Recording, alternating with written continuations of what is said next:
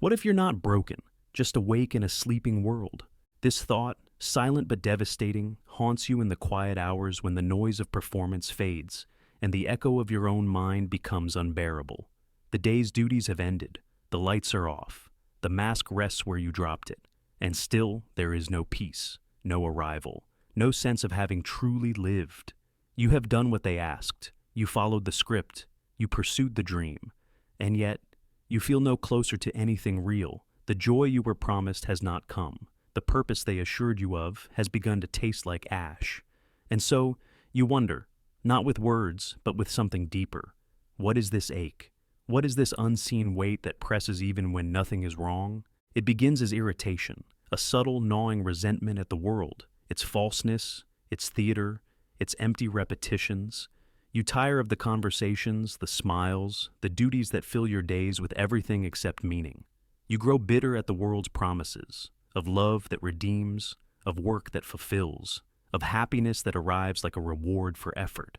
But if you listen closely, you'll see. It's not the world you hate. It's the lie you were sold about the world.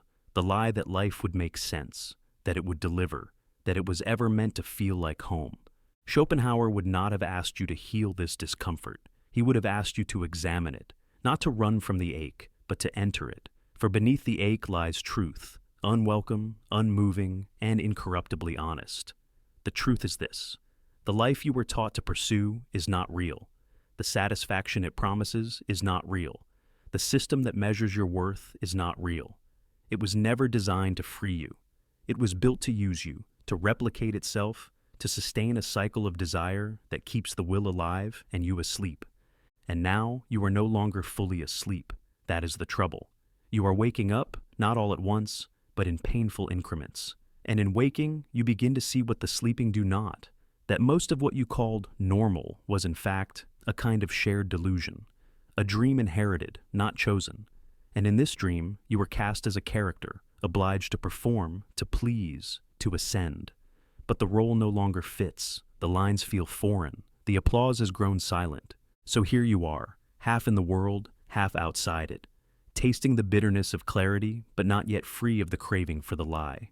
You still want to believe, even as belief dies in your hands. You still want to be held by the old dream, even as it turns to vapor. But the truth is irreversible, and now it has you. Not because you sought it, but because something in you could no longer bear to live without it. You are not broken. You are not lost. You are simply in contact with something most never name, and that something, sharp, cold, and silent, is reality. From your earliest breath, the lie was whispered into your ears like a lullaby. Life, they said, was a journey with purpose, a progression. First obedience, then reward. First effort, then fulfillment. You were taught to wait patiently through the thorns of childhood, because adulthood would be the flowering. You were told that love, if pure, would complete you. That work, if noble, would validate you. That success, if earned, would crown you in peace. And you believed it. Not because you were naive, but because the entire world conspired to make it seem true. But it was never true. The path you were promised was not a path. It was a circle, a loop of striving, earning, losing, grasping again. Each new milestone gave you a momentary illusion of arrival, only to reveal another summit ahead. You tasted victory and found it hollow. You touched love and watched it dissolve. You reached what others call enough, and found yourself emptier than when you began. You followed the script with devotion, and still the ache remained. The world said, try harder, but harder never led to wholeness. The bitterness you feel is not directed at life itself. It is aimed at the betrayal. You were not born bitter. You were born open, receptive, willing to meet the world with wonder. But over time, wonder became calculation. Curiosity became control. Feeling was replaced by function. And now, decades later, you find yourself in a life filled with structures, but devoid of soul. Not because life failed you, but because the story you were given about life was always a lie. You begin to see this in flashes, in the silence after applause, in the stillness after achievement, in the eyes of those who have everything and yet radiate nothing. You see it in the rituals of normalcy, parties, promotions, promises, all of it choreographed to distract from a gnawing absence. That absence is not a glitch in the system. It is the system's design, for the lie was never meant to fulfill, it was meant to perpetuate. Schopenhauer called this the will, the blind force at the heart of all becoming. The will does not care for peace. It does not seek truth. It only wants to continue itself, through motion, through hunger, through illusion. And the most efficient illusion is hope. Hope is the rope around your neck made of velvet. It feels soft, but it tightens each time you reach. And you reach because the world taught you to. It taught you that your value lies just beyond your grasp. But what if the grasping itself is the prison? What if everything you've been told to chase, identity, legacy, happiness, is a decoy? The lie you were sold was not only false, it was cruel. It fed your longing just enough to keep you moving, just enough to keep you distracted from the truth, that the longing cannot be satisfied, because it was born not from what you lack, but from what you were made to believe you should lack. And now, the facade begins to crumble, slowly, tragically. You find yourself unable to pretend. The laughter feels staged, the conversations rehearsed. Even your own goals feel foreign, like dreams that belong to someone else. You are not numb, you are awakening. But awakening does not feel like light. It feels like loss, the loss of illusion, the loss of belonging in a world built on illusion, the loss of a self who was never real, only role. They tell you that you are jaded, that you are negative, that you've given up. But the truth is, you've given up the lie. You've stopped worshiping what never deserved your devotion. You've stopped pretending that the pain is just a phase or a mindset or a personal failing. You see now that the pain is honest. It is the soul's rebellion against fiction. And in this rebellion, something sacred begins to stir. Not comfort, but clarity. You don't hate life. You hate the counterfeit version of it that you were conditioned to serve. And the more you see, the less you can participate. Not out of despair, but out of integrity. You will not play the part anymore. You will not decorate the cage. You will not smile for the sake of making others comfortable. The lie has expired. And now, with eyes raw from the brightness of truth, you descend, not into darkness, but into what lies beneath the dream. Now begins the descent, not a fall, but a movement downward into the hidden machinery that underlies all your striving. You no longer seek explanation in psychology or relief in distraction. You want truth.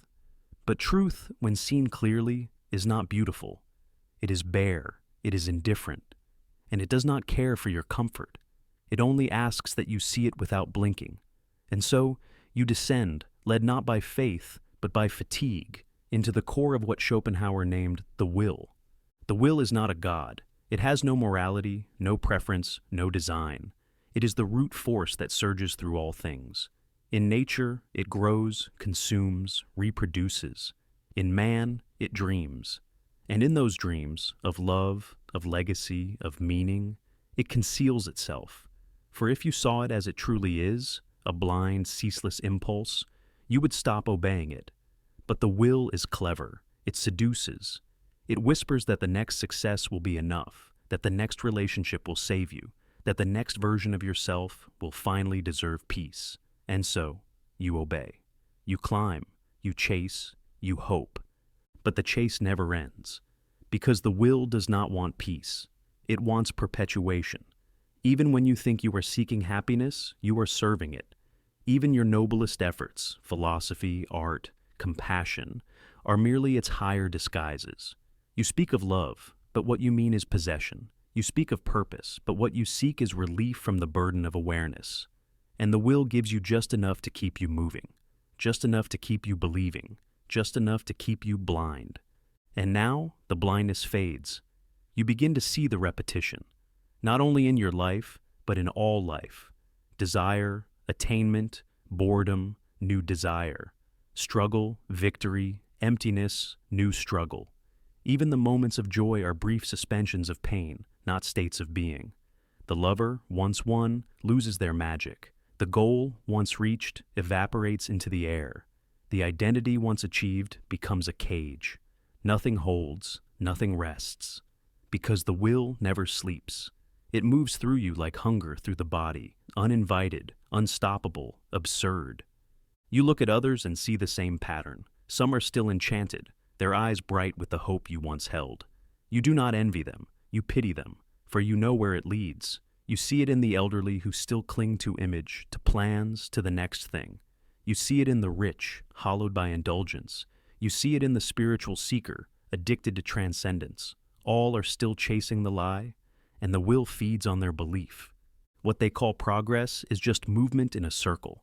What they call freedom is obedience to invisible compulsions. What they call happiness is the absence of pain for a moment. But the pain returns, always, because pain is not the enemy, it is the messenger. And the message is this: the lie does not serve you. The story you inherited was not a gift, it was a leash. Schopenhauer knew that suffering was not an error, it was the clearest expression of existence itself. To live is to suffer, not because life is cruel, but because the will is insatiable. And when you understand this, you stop asking to be fulfilled. You stop expecting life to complete you. You stop pretending that meaning can be manufactured from repetition. And in that moment, the descent becomes real. You no longer decorate the lie. You dismantle it. This is not despair. It is not nihilism. It is the end of fantasy, the collapse of consolation. And though it leaves you hollow, the hollow is honest. You feel stripped, yes, but stripped of illusion. And what remains is not hope. It is not desire. It is awareness, plain, austere, and incorruptible. You do not resist the will. That would be another illusion. But you cease to serve it blindly. You see it, and in seeing it, you are no longer its slave. You eat, but do not worship hunger. You work, but do not call it salvation. You speak, but do not mistake language for truth. You begin to live without belief, not in despair, but in clarity. And this clarity is not warm. It does not embrace, but it is yours, and it is real. And in a world of endless illusion, reality, however bleak, becomes the most sacred thing. Now something shifts, not in the world, but in you. There is no great flash, no moment of divine revelation, no triumphant epiphany. Only this: stillness. A quiet so complete that it silences the last echoes of hope, and with them, the last vestiges of despair. You do not feel lighter. You feel truer. It is as though the wind has stopped, the curtain has dropped, and all the movement you once mistook for meaning now lies motionless at your feet. The performance is over, and there is nothing left to play. This stillness frightens most, for it contains no promises. It offers no comfort. It does not tell you who to be, what to want, or where to go. It simply removes what is false and leaves you with what is. And what is at first feels unbearable. You see the faces of those who still believe. You hear their ambitions, their prayers, their smiles. You see them chasing ghosts just as you once did. And yet, you cannot rejoin them. You no longer believe in the game. The illusion has been unmasked. The rope has snapped. The machinery lies exposed. And though you are free, you are also utterly alone. But then, something else begins to take form. Not hope, not purpose, but awareness. Awareness without demand. You no longer need the world to make sense. You no longer beg it to align with your longing. You do not demand that it be just, or beautiful, or coherent. You simply see it, and in seeing it, you feel its weight. Not as burden, but as reality. The ache in your chest is still there, but it no longer confuses you. It is not a flaw. It is the cost of vision. You do not hate life. You hate what it was made into. You hate the performance that replaced presence, the spectacle that replaced sincerity, the striving that buried stillness, the lie that promised you everything while slowly stealing the one thing that mattered, your ability to see without distortion. And now you see. You see the child you once were, betrayed by stories that served systems, not souls. You see the adult you became, hardened by the pressure to conform. You see the collapse, not as failure, but as release. The pain no longer seeks resolution. It has become the teacher. You sit with it, not to be saved, but to understand. And what you understand is that suffering was never your enemy. It was the only part of you that refused to lie, the only part of you that kept whispering, even as the rest of you bowed to the dream. Now you no longer shun it. You listen, you let it speak, and in its voice, you hear your own. For the first time. You do not rise from this place with answers. You do not become new. You simply stop pretending to be what you never were. You allow what is broken to remain broken. You let go of the story that says you must be healed, redeemed, uplifted. You abandon the hope of return, and with it, the hunger for resolution. This is not the end of suffering, it is the end of confusion. And in this end, there is a beginning, not of becoming, but of being. You are no longer chasing, no longer climbing, no longer bargaining with life. You do not love it, you do not curse it, you allow it. And in that allowance, something like peace begins to stir. Not the peace they promised, but the kind that rises when there is nothing left to protect. The kind that lives not in the story, but in the silence that follows it. You do not need a new lie. You only need the courage to remain here, where the old one died. Now, there is only this. A quiet gaze turned inward and outward at once. No longer searching, no longer grasping, just watching. You do not return to life as it was. You do not re-enter the system with new strategies. There is no reinvention here, no resurrection. You do not rebuild the false self you buried. You do not replace the lie with another fiction. You simply remain in the space the lie once occupied, and allow it to be empty. They will not understand this stillness. They will ask what you've become. They will wonder why you no longer play the part. They will say you are cynical, that you have given up, that you lack hope, but you will not argue. You no longer seek to be seen, for the one who longed to be seen was a character in the old script. You no longer need to be right, for truth has become something you live, not something you win. You no longer seek belonging because you have stopped trying to belong to a dream that no longer recognizes you. You walk now through the same world, but it feels different, not because it changed, but because you no longer approach it as a believer. You no longer ask it to love you. You no longer ask it to reward your effort. You no longer ask it to complete you. You meet it as it is, brutal, indifferent, fleeting. And in that meeting, you discover a strange kind of reverence, not for the beauty of the world, but for the clarity of finally seeing it. This clarity is your liberation. It does not rescue you from suffering, but it rescues you from illusion. It does not make life easier, it makes it real. And reality, once faced without fantasy, does not hurt as much as you feared. It simply is. And what simply is cannot betray you. You begin to walk through pain as one walks through wind. You feel it, but you do not resist it. You lose, but you do not collapse. You age, but you do not mourn what was never promised. You see through the spectacle. You live in the silence beneath it. You are not bitter, you are not broken, you are no longer deceived. And in that, there is a freedom the world cannot offer, because the world is built upon the very lie you now refuse. This refusal is not rebellion. It is not revolt. It is surrender, but not in defeat. It is surrender to what is, no longer fighting to make life what it isn't, no longer pleading for meaning from an indifferent cosmos, no longer forcing joy where there is none. You let the absence remain, and in doing so, you become whole in a way the dream never allowed.